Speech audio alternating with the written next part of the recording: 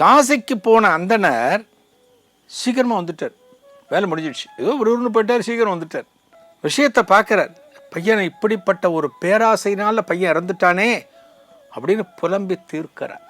அப்பா நல்ல மாதிரி வாழ்ந்தார், எல்லார்ட்டையும் நல்ல பேர் அப்பாவுக்கு. அதனால் இந்த பையனை அடக்கம் பண்ணுறதுக்கு பக்கத்து ஊர் எல்லாரும் உதவுகிறார்களாம். இந்த பையனோட உடம்புக்கு பால் ஊற்றுவாங்க. அதுக்கு பால் கொடுத்த ஊர் பேர் பாலாறுப்பட்டின்னு ஊர். இந்த பையனோட உடம்பை எரிக்கிறதுக்கு மரக்கட்டைகளை கொடுத்த ஊர் பேர் கட்டளை, இன்னைக்கும் இருக்கு.